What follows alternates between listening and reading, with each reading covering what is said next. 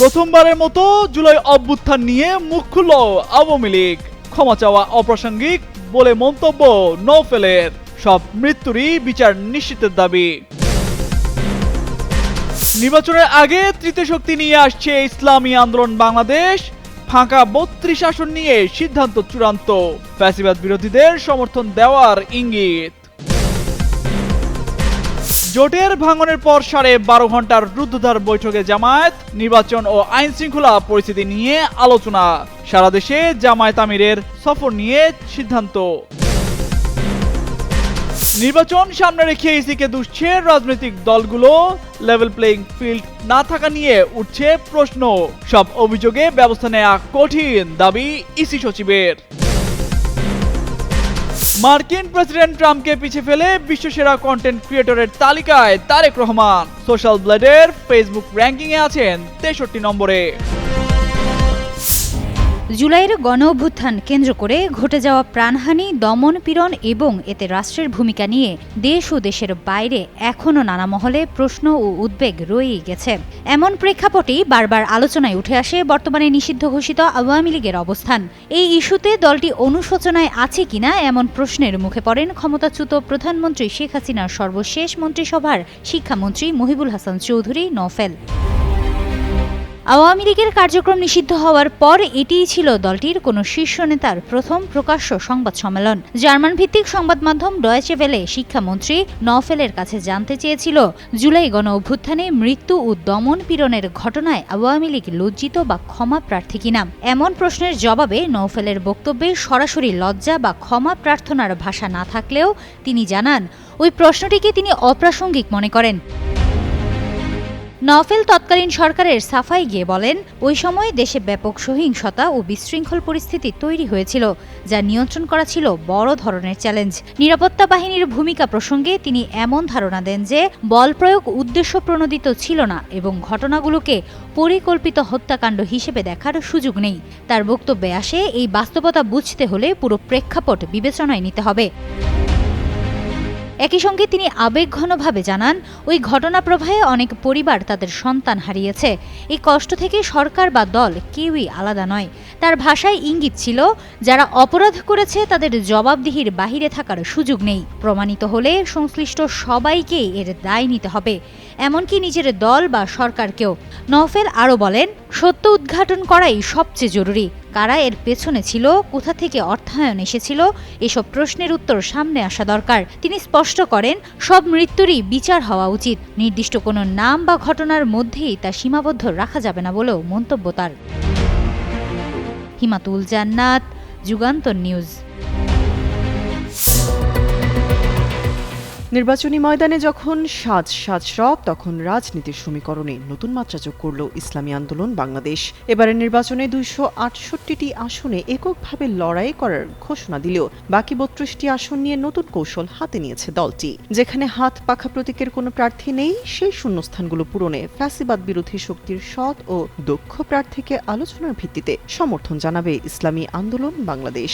রোববার দলটির যুগ্ম মহাসচিব ও দলীয় মুখপাত্র মাওলানা গাজী আতাউর রহমান এক বিবৃতিতে তথ্য জানিয়েছেন। তিনি বলেন, রাজনীতির নানা সমীকরণ ও আদর্শের বহুমাত্রিক বোঝাপড়ায় ইসলামী আন্দোলন বাংলাদেশ 268টি আসনে একক নির্বাচন করার সিদ্ধান্ত নিয়েছে। বিষয়টি এরই মধ্যে প্রেস ব্রিফিং এর মাধ্যমে সবাইকে জানানো হয়েছে। বাকি 32 আসনে ফ্যাসিবাদ বিরোধী শক্তিগুলোর মধ্যে আসন ভিত্তিক সৎ, যোগ্য ও জনতার প্রতি দায়বদ্ধ প্রার্থীকে সমর্থন দেওয়া হবে বলেও জানান তিনি। 20 জানুয়ারির পরে প্রচারণা শুরু হলে সেই 32 আসনের সমর্থন ঘোষণা করা হবে।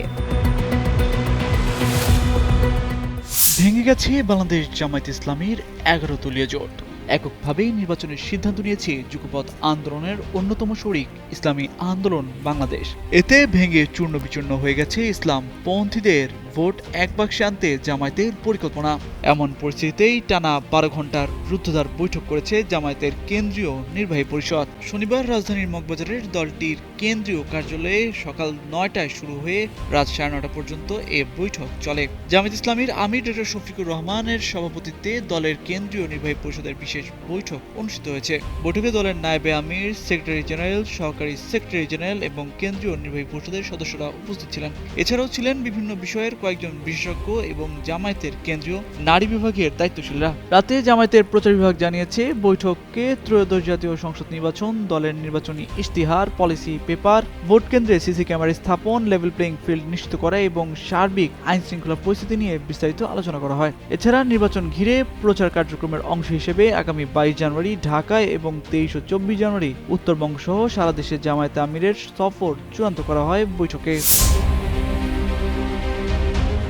নির্বাচনের মূল শর্তই হল সব রাজনৈতিক দলের জন্য সমান সুযোগ নিশ্চিত করা। কিন্তু ত্রয়োদশ জাতীয় সংসদ নির্বাচন সামনে রেখে সেই লেভেল প্লেইং ফিল্ড নিয়ে এখন বড় প্রশ্ন উঠেছে। তফসিল ঘোষণার পর থেকেই একের পর এক অভিযোগ আসছে নির্বাচন কমিশনের বিরুদ্ধে। কোনো দল সরাসরি পক্ষপাতিত্বের অভিযোগ তুলছে, কেউ বলছে প্রশাসন নিরপেক্ষ নয়, আবার কেউ পোস্টাল ব্যালট ও নিরাপত্তা ব্যর্থতাকে সামনে এনে নির্বাচন প্রক্রিয়ার বিশ্বাসযোগ্যতা নিয়ে শঙ্কা প্রকাশ করছে। এসব অভিযোগের কেন্দ্রবিন্দুতে এখন নির্বাচন কমিশন। বিএনপি, বাংলাদেশ জামায়াত ইসলামী, জাতীয় নাগরিক পার্টি সহ বিভিন্ন দল অভিযোগ করেছে ইসি দায়িত্ব পালনে সমান আচরণ করছে না। বিএনপির অভিযোগ, একটি বিশেষ রাজনৈতিক দল ধর্মীয় অনুভূতির অপব্যবহার করে নির্বাচনী পরিবেশকে প্রভাবিত করছে। পাশাপাশি মধ্যপ্রাচ্যের কয়েকটি দেশে পোস্টাল ব্যালট বেআইনিভাবে সংগ্রহ ও ব্যবহার করা হচ্ছে বলে অভিযোগ উঠেছে। পোস্টাল ব্যালটে প্রতীকের বিন্যাস নিয়েও আপত্তি জানিয়েছে দলটি। তাদের দাবি, ধানের শীষ প্রতীক এমনভাবে রাখা হয়েছে যা সহজে চোখে পড়ে না এবং এতে ভোটের ফল প্রভাবিত হতে পারে। দ্বৈত নাগরিকত্বের অভিযোগেও ইসির ভূমিকা নিয়ে প্রশ্ন তুলেছে বিএনপি। তাদের ভাষ্য, মনোনয়ন নিশ্চিত হওয়ার পর নাগরিকত্ব প্রত্যাহারের আবেদন করা হলেও প্রার্থীদের অকারণে জটিলতায় ফেলা হচ্ছে। অন্যদিকে জামায়াতে ইসলামী অভিযোগ করেছে, মাঠ পর্যায়ের প্রশাসন একটি দলের পক্ষে কাজ করছে। রিটার্নিং কর্মকর্তাদের সিদ্ধান্তে অসামঞ্জস্য, আচরণবিধি লঙ্ঘনের পরও ব্যবস্থা না নেওয়ার এবং নিরাপত্তাহীনতার চিত্র তুলে ধরেছে দলটি। জুলাই গণ অভ্যুত্থানে নেতৃত্ব দেওয়া তরুণদের দল এনসিপিও ইসির বিরুদ্ধে পক্ষপাতমূলক আচরণ ও নিরাপত্তা দিতে ব্যর্থতার অভিযোগ এনেছে। নির্বাচন কমিশনের আশপাশে হামলার ঘটনার উদাহরণ টেনে দলটির নেতারা বলছেন, এতে মাঠ পর্যায়ে প্রার্থীদের নিরাপত্তা নিয়ে গভীর শঙ্কা তৈরি হয়েছে। নির্বাচন কমিশন সচিবালয়ের সিনিয়র সচিব আক্তার আহমেদ বলেন, অভিযোগ থাকবেই, তবে ঢালাও অভিযোগে ব্যবস্থা নেওয়া কঠিন। নির্বাচন বিশেষজ্ঞদের মতে, অভিযোগ রাজনৈতিক হলেও নির্বাচন একটি স্পর্শকাতর বিষয়, তাই প্রতিটি অভিযোগ খতিয়ে দেখে জনসমক্ষে ব্যাখ্যা দেওয়া জরুরি। তা না হলে নির্বাচনের উপর মানুষের আস্থা আরও দুর্বল হবে।